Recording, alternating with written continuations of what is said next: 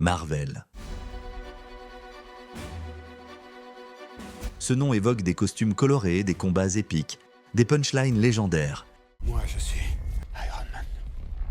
des héros qui volent, qui frappent, qui sauvent le monde en musique, des affiches qui explosent de lumière, des génériques qui font vibrer les salles. Mais Marvel, ce n'est pas que du spectacle. Derrière les super-pouvoirs, il y a une histoire faite de génie, de faillite, de renaissance, une histoire de créateurs passionnés, Is the fans saying that you made their childhood. de décisions risquées, de coups de poker industriels.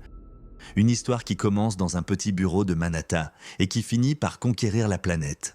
Une histoire que peu connaissent vraiment, parce que Marvel, avant d'être un empire, c'était un pari sur des personnages d'imparfaits, sur un ado timide qui grimpe au mur, sur un milliardaire alcoolique enfermé dans une armure, sur des mutants rejetés par la société.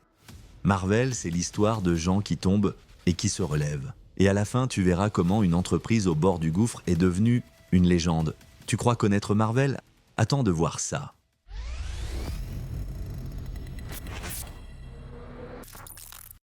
Tout commence en 1939. Le monde est en tension. L'Europe s'enflamme.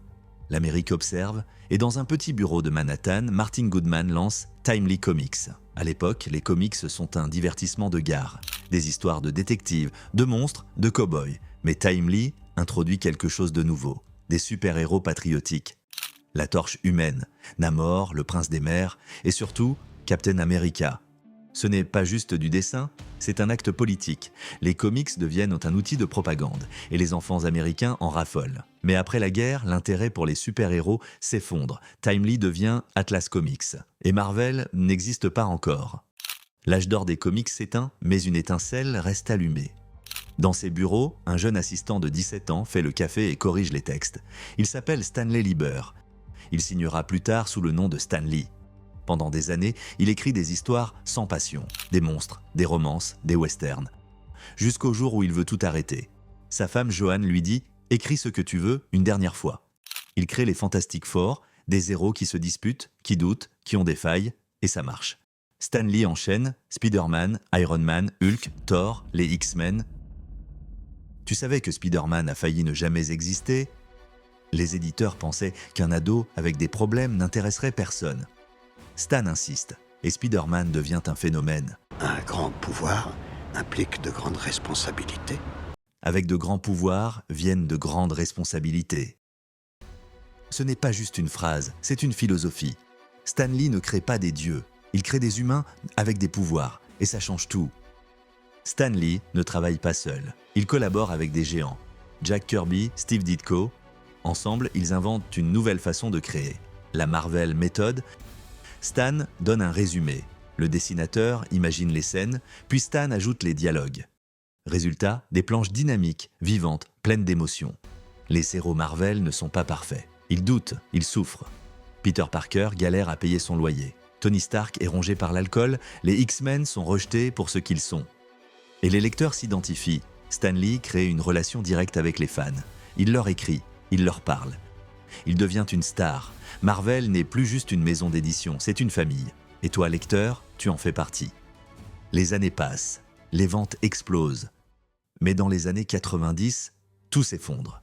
Les comics deviennent un produit spéculatif. Les gens achètent pour revendre.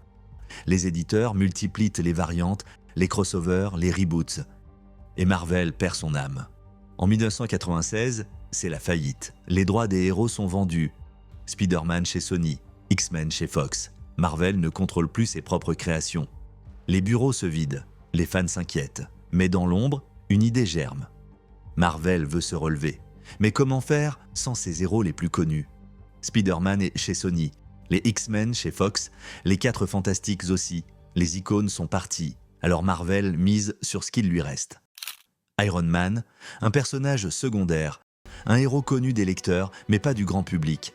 Et pour l'incarner, ils choisissent Robert Downey Jr., un acteur brillant mais instable, un passé de dépendance, d'arrestation, de scandale. Hollywood hésite, les assurances refusent de couvrir le tournage. Mais Jon Favreau, le réalisateur, croit en lui. Et Marvel n'a plus rien à perdre. Le tournage commence, le scénario est partiellement improvisé, les dialogues sont réécrits sur le plateau. Et pourtant, le film cartonne. Je suis Iron Man.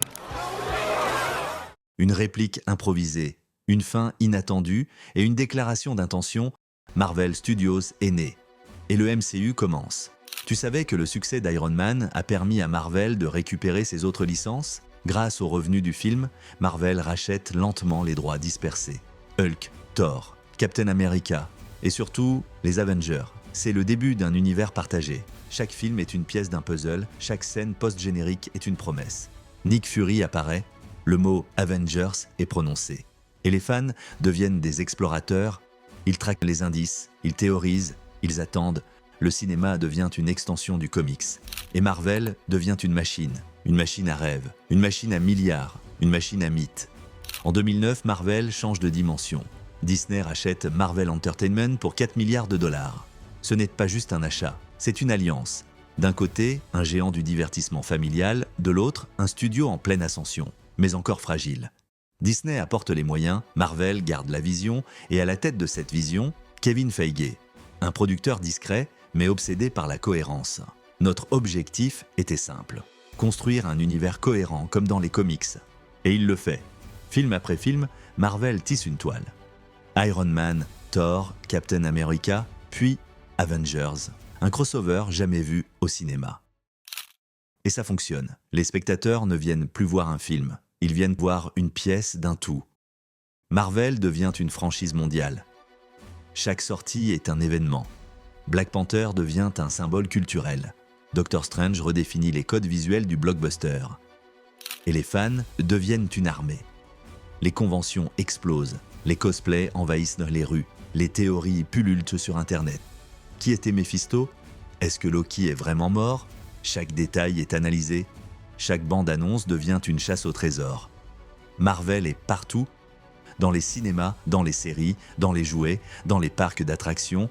Mais au fond, Marvel reste fidèle à son essence. Raconter des histoires humaines, des récits sur le doute, la perte, la responsabilité.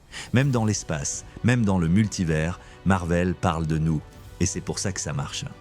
Marvel, c'est plus qu'un studio. C'est une mythologie moderne. Des récits sur le pouvoir, la responsabilité, la différence. Des histoires qui parlent aux marginaux, aux rêveurs, aux révoltés. Spider-Man, c'est l'adolescent qui doute. Les X-Men, ce sont les exclus qui cherchent leur place. Iron Man, c'est le génie rongé par ses démons. Chaque héros est une métaphore. Et Stan Lee l'avait compris mieux que personne. Les super-héros sont des métaphores, ils nous montrent ce que nous pourrions être. Jusqu'à la fin, il y croyait. Il croyait que derrière chaque masque, il y avait une vérité humaine, une douleur, un espoir, une quête. Et aujourd'hui, ces personnages vivent dans les esprits et dans les cœurs. Tu savais que Stan Lee a fait un caméo dans presque tous les films Marvel, parfois chauffeur de bus, parfois livreur, parfois astronaute, toujours là, comme un clin d'œil, comme un rappel. C'était sa façon de dire « je suis toujours là ». Et il l'est, dans chaque réplique pleine d'humour, dans chaque dilemme moral, dans chaque regard vers le ciel. Stan Lee n'a pas juste créé des personnages, il a semé des graines de courage, de tolérance, d'imagination. Marvel, c'est son héritage. Une mythologie pour le 21e siècle, où les dieux ont des failles et où les humains peuvent devenir extraordinaires. Marvel évolue, et nous aussi. Si toi aussi tu veux explorer les coulisses, les symboles, les récits qui façonnent notre imaginaire, bienvenue dans le Cinéverse. Ici, on ne regarde pas juste des films. On les décrypte, on les questionne, on les vit. Abonne-toi, active la cloche et plonge avec nous dans les mythologies du cinéma. Parce qu'au fond, chaque image cache une vérité et chaque héros une part de nous.